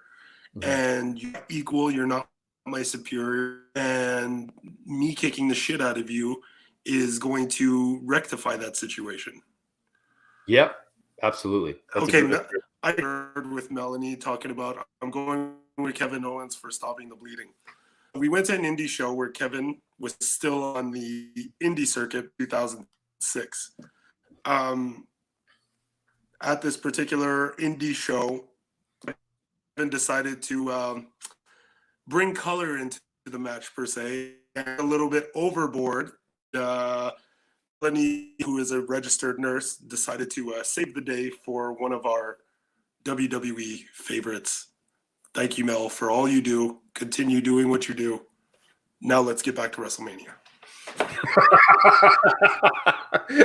That's awesome. That's a cool story, though. Wow. So she kind of like helped with the cut, right? Like helped stop the bleeding. I like that. That's pretty awesome. So Mel is the victim times at in shows of being saved people that are stupid with bleeding in the ring. And let's just put it this way. She's saved countless number of talents at different times for stupidity that they shouldn't be doing. And they're just lucky to have her convenience, because me going to the her, I could have bled to death and she'd only save me because she took an oath. That's basically the way that I'm putting it. I think she should change her name of the YouTube channel to Melanie Messiah, if she's such a savior. The Saturday Night Messiah. I'm telling you, last thing you need to do is feed that ego, because it's constantly hungry. Hey, look, I got to give her credit. She's been in this whole chat the longest out of everybody. So props to that. We got 4 people live. We've had people kind of come in and out. So we appreciate you guys. Keep dropping those comments. We're gonna get to them. Shit, man, we're getting to the end here, if I'm not mistaken. Okay, I hate to do this, but we're kind of taking a step back in a way, and I hate to kind of say this, but Kabuki Warriors versus Alexa Bliss and Nikki Cross. And this is for the WWE Women's Tag Team Championship. I feel like you got to give it to Cross and Bliss. To me, it's just fills on the card. Like, even if they come out and go through the whole road of coming back to win the titles that lost to the Kabuki Warriors and do like the complete 180, to me, it's going to have no relevance come next Friday, next Monday, whatever, unless like I need to see a women's division. Something tells me that if there's going to be a transition and they're going to move these titles back over to Nikki Cross and Alexa Bliss, something big is going to happen within the next 48 hours in terms of Raw. Probably the return of the Icon Passion. And they're going to go with that storyline going forward because it's been purgatory hell for the Kabuki Warriors, who have performed more live television than together being tag team champions. But I'm not the booker. Never been a booker. I'm not about to book this one. I'm going with Alexa and Nikki Cross. Actually, I want to give a shout out to I just found out who MC4843. That's my buddy I used to kind of work indirectly with.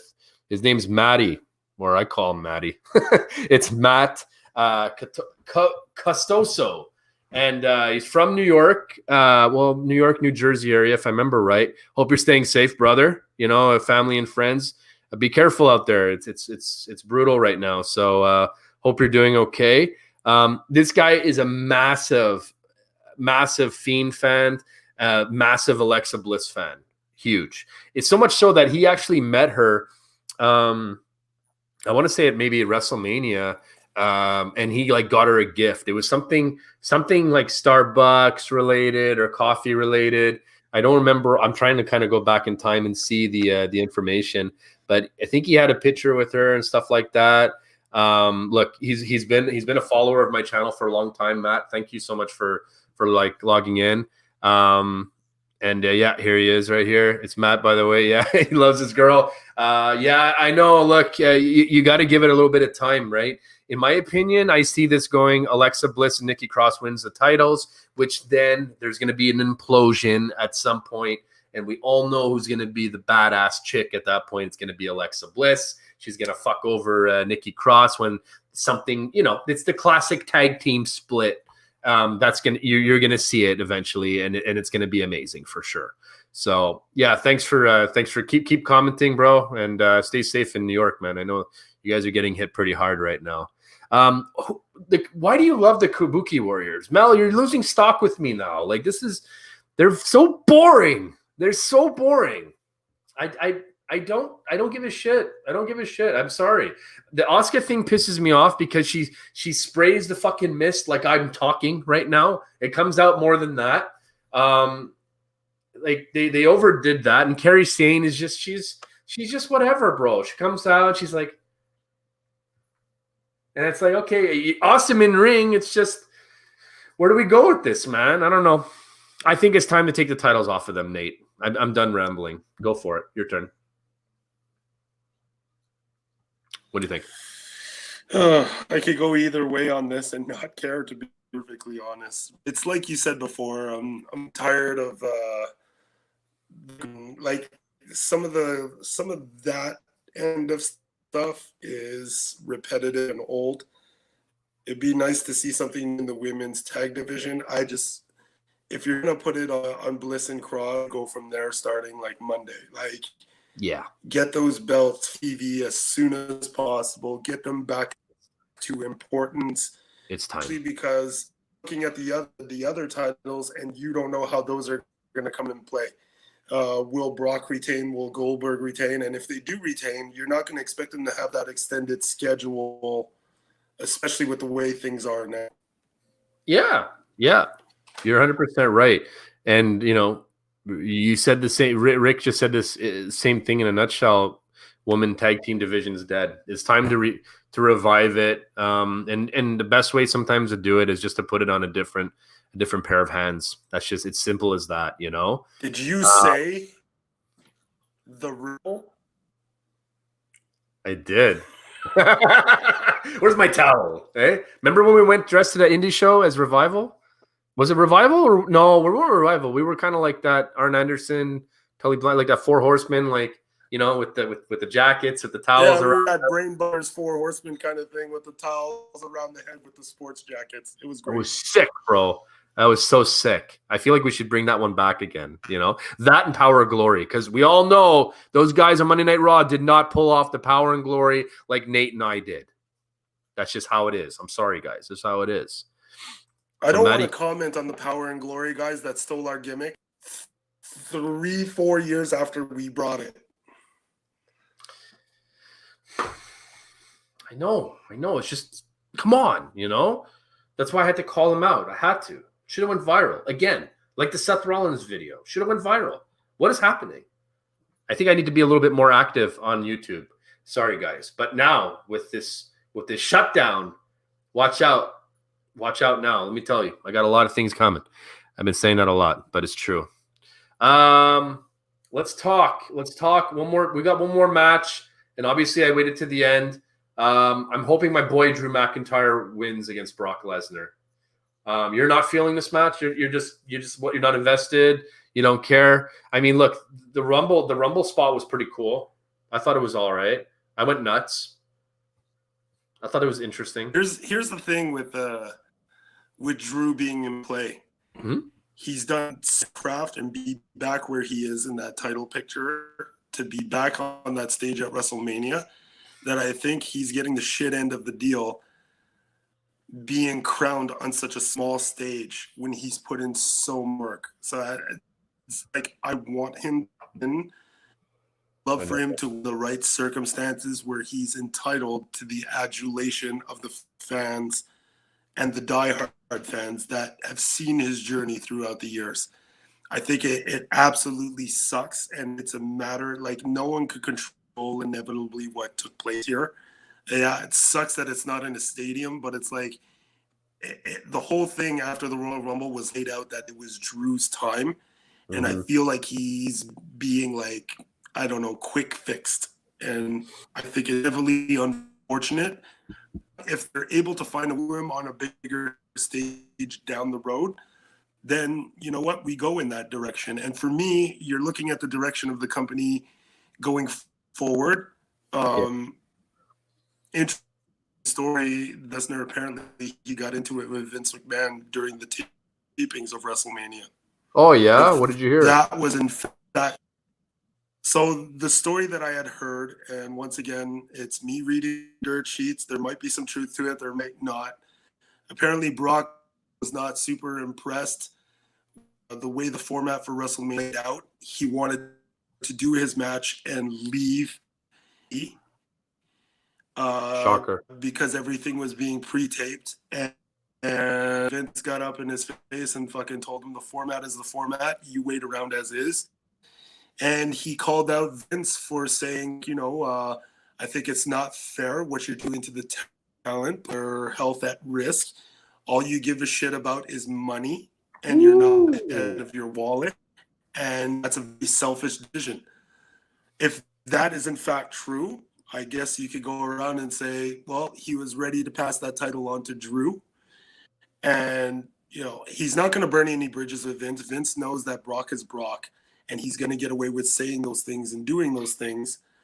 But if that is in fact true, I have a tremendous amount of Brock Lesnar than I did about 6 months ago. It takes a hell of a set of balls to stand like, man, call him out for that shit. If that ends up in fact true in terms of that story, kudos to Brock Lesnar for a locker room that he doesn't even... For him to say something like that at this time and put it on Vince's radar takes a hell of a lot of balls. But it is Drew's time. I would love to see him carry the title, that locker room for the next, 6-8 months and see where they're going with it. Yeah, you have a lot of valid points there. I mean, it's really It's a shame, and McIntyre, why I like this guy a lot is he's not a guy that makes excuses for shit, right? He is taking accountability for his release so many times over and over again. I saw a YouTube video about him working out for the Roman Reigns match last year, and he was like, he saw that like a lot of people were kind of like saying some stuff like, oh, they don't like their spot on the WrestleMania or whatever, and then Drew McIntyre is not in the main event, and he basically just tells everybody to shut the fuck up, and hey, look, you're on the you're on the card at WrestleMania. Who gives a shit? Just keep working hard, keep working harder, and if you're not on that spot, it means you're not working hard enough. It's a really interesting mindset that he has. It's very similar to like what happened with Jinder Mahal. I feel like they've all talked or something when all that kind of shit went down. They got released at the same time, and they've come back tenfold since then. I wonder if Jinder makes an appearance at WrestleMania. I wouldn't hate that. But going back to Drew, he'd still probably be grateful for the opportunity. He seems like one of those guys that really looks in the positive of things all the time. And he doesn't let the other stuff sort of negate him from or distract him from his goal. He could still say at the end of the day that he was champion, and there's only so much out of in his control that he can take care of. So, I mean, look, I don't know the guy on a personal level. I'm just talking, as a podcaster talking about wrestling. But I think that if they could still make it special enough, then I think it's pretty cool. I think that hopefully he can hold on to it for a long time, so that way he needs to feel that energy from the fans. Like, think about that for a minute, man. Like, once everything in the world balances out and evens out, and arenas are open again, or people are allowed to go back out in public, he needs to keep the title at least until that happens, so he can experience the fans that he can experience. And imagine it would have such a big pop because everybody's like, fuck, I missed it. I missed everything about wrestling. I missed Raw. The crowd would be crazy. So he won't get that moment at WrestleMania tonight or tomorrow. I'm thinking tomorrow. But he can still experience it in a different way, with a different sort of circumstances and feeling, given the world situation right now. It's like as good as it's going to get. And he could probably see the merit in waiting for it in order to appreciate it a little bit more, to somehow, some way. That's how I kind of take it. I don't know if that makes sense or not, but yeah, that's it. So we covered the card. Let's go through a couple of comments right here. And by the way, I wanted to touch on that whole Brock Lesnar. That's funny. You said we covered the card, but we didn't talk about Becky Baszler. That's awesome. Oh shit! My bad. I was looking at it as you were talking. I'm like, I think we covered everything. Wow, good job, Eddie. Becky Lynch versus Shayna Baszler. Good build on and off screen. I feel like it's been decent. Is Becky's time up, Nate? What's happening? I heard that I would like to see. Yeah, go ahead. Becky probably take a little bit of a break here, shine the light a little bit on Shayna Baszler. And if the rumblings that I'm hearing about Ronda Rousey getting a new contract, that's a nice build up to a new match right there. For some reason, I would love to see Ronda Rousey versus Shayna Baszler in a WWE ring. I think it would be you're right, entertaining. Even if that's like further down the road, like SummerSlam or Survivor Series or whatever, I'd love to see it someday if it's possible. But Becky's been running the gauntlet now for a full calendar year, like night in, night out, and just delivering on all levels. Super friggin' entertaining. And you know what? It can find a way to have her retain and continue the storyline with Shayna. Yeah, you could do that, but it'd just be nice for her to take a deep breath, get away from it for 3-4 weeks, especially in, like, you know what? If Owens goes over on Seth and he loses too, send the newly engaged couple away on a nice endeavor where they can isolate themselves for 4 to 6 weeks and then come back refreshed. Because I think those two, upon their return, would all over again.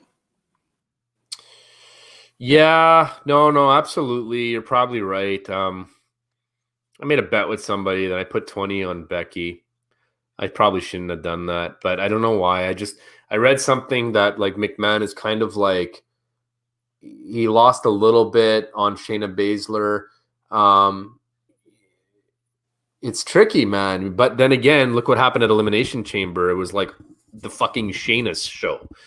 So I'm really hard pressed to think that he wouldn't go in that direction. But is he going to give it to her on WrestleMania? That is the question. Do we want to see that shock value? It could happen, but I don't know. You know, like all this build for Becky. So what? She could be strong for just 1 year and that's it. If she's the real man, I feel like she needs to kind of carry it for a little bit longer. That's just how I feel about it. Doesn't mean it's right or wrong. I don't know. I for some reason I feel like it would be a tough one to see her lose this for some reason. But then again, you know, if Shayna loses it, where does she go from that point on? So I'm probably going to lose $20. It's probably, like you said, it's probably going to be Shayna. I wonder. I wonder. I'm not sure. I haven't been sure about this one. It's up there with a couple of other ones, you know, with the Taker and AJ one. I'm kind of like unsure on, and other things. Matt actually, he mentioned a good point here. I guess the SmackDown tag team titles is Morrison versus Kofi versus Jimmy Uso. So that's how they're going to do it, I guess. If Miz is not announced, they're only going to take one person that's going to represent the tag team, I suppose, and it's going to be 1 versus 1 versus 1. So to answer your question, Matt, I think, if I'm not mistaken, from what I saw announced, the Miz is not going to be at WrestleMania because of the coronavirus. I'm not saying that he has it. I have no idea, but maybe he just didn't want to participate in it. And according to Triple H, all the talent have the right to not participate in WrestleMania if they're not comfortable, allegedly. So that being said, he's out. So that way, I guess the only way that they could still have this match is to have like 1 versus 1 versus 1. Now, it's still probably going to be a badass match, but it does take away from it. It really, really does. So we did touch upon it before, but we actually didn't know we weren't going to see. We were wondering what was going to happen if Miz was cleared or if he wasn't going to be there, like how they were going to do it. So I guess that was their only way out of it without scrapping the match completely. That's it. So for me, we'll see what happens. We got a couple more comments that we're going to do. We're going to wrap this bad boy up because it's been about an hour and 45 minutes. And, it's been awesome. But, we want to give people time to kind of prepare for the show as well. My brother says here, when Drew wins, for me, it's all about the follow-up. Totally agree. I don't agree with this one. No Jinder. Not cool. No, we need Jinder. It's been a while. I want to see if he got more jacked. I'm in. He thinks Baszler wins. She's had the yeah. I know. Look, again, I'm probably wrong with that one. Probably Baszler wins this one. That's what we think. And finally, we're gonna end it on Melanie. Nate, you love this. Just like the way they're building Baszler, the 3 moves killing machine, kind of like Hulk Hogan is what you're saying. Leg drop, body slam, big boot, couple of right hands. Or Cena. Hey, even Warrior kicked out of it at WrestleMania 6. Just saying. He did. He really did. And Hogan was on the floor like, remember that? He was like holding his lower back like, that one killed me. I missed the leg drop. I injured myself. That was the best. Oh, shit. So, look, I mean, we got a lot of stuff kind of covered. Shit, man, we can do a follow-up to this show if you want, Nate. Well, if you're busy within the next week or so, we can probably get back on and talk about how everything went. I know I'm going to be very, very interested in talking about the aftermath of WrestleMania, the result, the production. I'm really looking forward to it in a way. It doesn't exactly feel like WrestleMania season because it's just so there's a little empty feeling there. But would you be down for a follow-up podcast on how they're gonna piece this all together? Absolutely. I'm home. I got nothing but time on my hands until the government says it's safe for me to go out there, and just want to pass a message to everyone lost this until leading up to WrestleMania, and the people that have come in and left their comments and stuff like that, which is very much appreciated. Thank you for being interactive with the show, guys. It's not the ideal WrestleMania that we want, but it is WrestleMania nonetheless. They've been supplying us with so many years. It's part of my childhood growing up. You know what? The circumstances suck, but you know what? The company needs our support right now. And you know what? Even if we end up disappointed, let's at least back people that have been providing the entertainment for years. You know what? Take the time, watch WrestleMania. Even if you don't like it, you know what? You scheduled the time to watch it anyway. The circumstances are the way that they are. They're doing the best they can with the card they've been dealt. Yep. You know what? I'm forward to theatrics, but you know what? It gives us promise to know that, you know what? There's going to be the aftermath. The Monday after WrestleMania, sets the tone for the rest of the year. And you know what? They're in some tough circumstances right now, and the situation that they're in, and they're doing their best to provide the best entertainment possible. Like, we could crack on it all day about what's wrong this, what's wrong that. They know. They'll make it right down the road, but don't turn a blind eye to them. You know what? They might hit one out of the park tonight. They might want to hit one out of the park tomorrow, or they might the park on both nights. We don't know, but we got to give them that fighting chance to present their show to us, because you know what? You don't do live TV for 35 years and be oblivious to on the fly. Remember, this is the guy that was backed up in the corner during the Monday Night Wars. Good point. He flipped it, man. Boy, did we change the dials real quick. So you know what? Yes, it's not the same Vince, but you know what? It is the same Hunter with a better business mind that's right there at his side. And you know what? If they can pull something off, they're going to do it. Either way, let's not be overly disappointed. It's okay to be disappointed. Not everything goes our way all the time.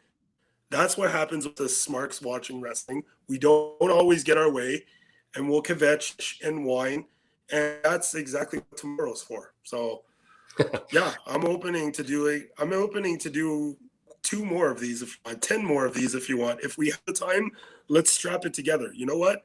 We're just a part of this wrestling business. We're a link in the chain, and doing these things is just as important as WWE doing their thing tonight and tomorrow night.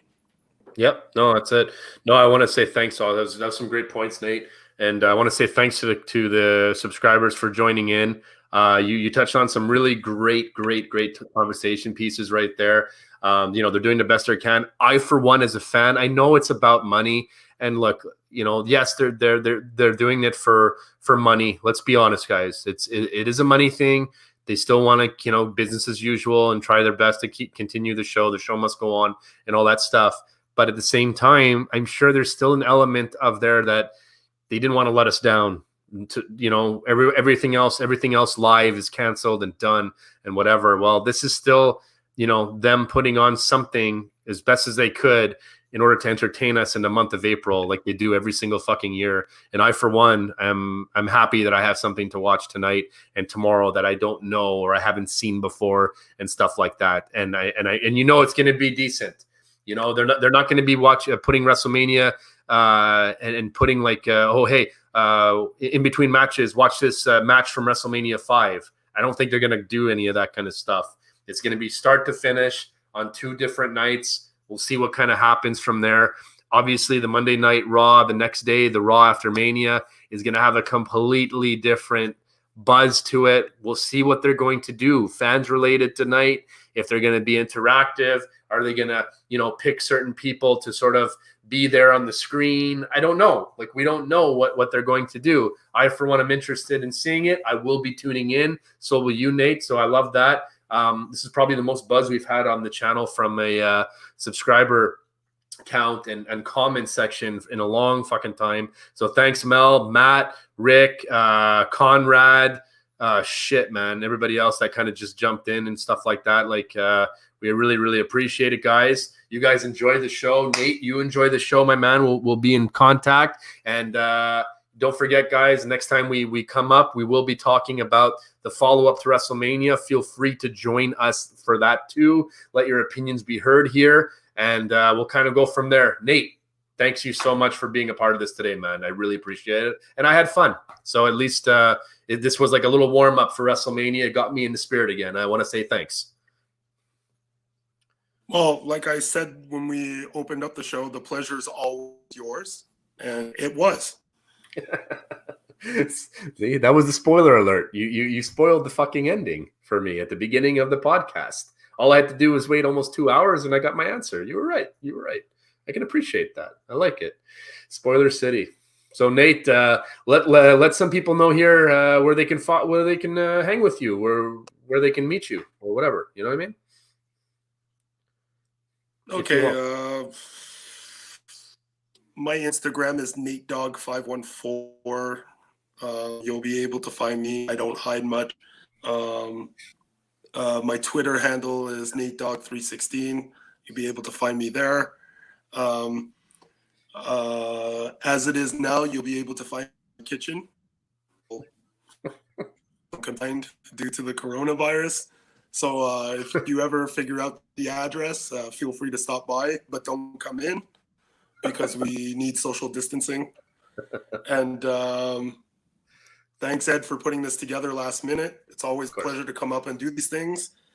Mel, you're welcome. Of course, I'm not your monkey. It's not my job to entertain you anymore. And unfortunately, I'm going to have to come back and on the aftermath of WrestleMania 36.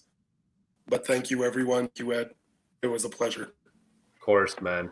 I think Mel's the champion. I think she's the first time ever that somebody's been on my podcast from start to finish. I think she's got the 24/7 title for the subscriber comments section. So that was impressive nonetheless. It's not easy to sit through a 2-hour podcast, so we appreciate it.